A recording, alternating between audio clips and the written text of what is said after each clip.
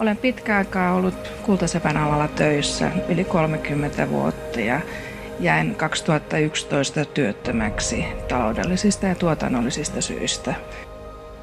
Esimieheni tehtyä uusia tulevaisuuden suunnitelmia. Huomasin, että en ole siinä joukossa. Siinä vaiheessa, kun emoyhtiössä nämä YT-neuvottelut ja mun irtisanominen tuli niin kuin ajankohtaiseksi, niin mä olin jo pitkään haudutellut niin kuin sitä yrittäjäksi ryhtymistä uudelleen. Mä olin hyvin aktiivinen tuonne TE-toimistoon ja YTK-yritykseen, yhdistykseen, ja sieltä sain hyvin paljon tukea. YTK-yhdistyksen sivuilta huomasin, että on olemassa tämmöinen takaisin työelämään ohjelma ja kiinnostuin siitä ja pyysin sitten vähän lisää informaatiota. Ja tämä uraohjelma antoi minulle sitten oman uravalmentajan. Tämä uravalmentaja antoi hirveän paljon tukea minulle, sillä lailla henkistä tukea ja sitä, että laajensi mun katsomusta, että on muitakin aloja, mihinkä mä voisin lähteä ja yrittää päästä, että mä ihan vaan jäänyt masentuneena paikallani ihmettelemään, että mitä tässä nyt tekisi, kun ei löydy töitä. Oli liiketoimintasuunnitelma aika pitkällä ja Manpower tuli sitten enemmänkin sparraajaksi tässä.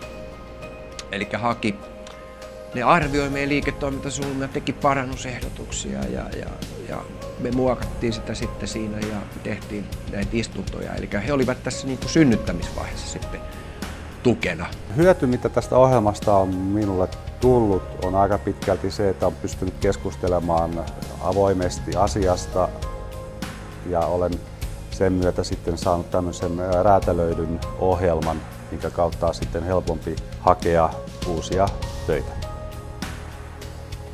Osana oli myös tämmöinen henkilökohtaisten niin kuin mieltymysten, vahvuuksien ja tällaisten arviointi.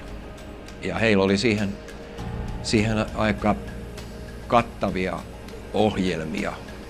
Ja kaikki tämä tuki, mikä mä sain uravalmentajalta, se oli aivan ihanaa, että hän huolehti ja laittoi mulle tsemppausmailia ja soiteltiin. Ja että on todella tyytyväinen siitä, että mä voin ihan suositella kenelle tahansa sitä coachausta, että se on tosiaan hyvää. Meidän tapauksessa YTK oli heti tässä niin kuin tarjoamassa apua ja tukea tähän työllistymiseen. Ja mä oon todella viihtynyt täällä päiväkodissa, että lapset on aivan ihania ja jokainen päivä on erilainen, ettei koskaan tiedä mitä tuleman pitää.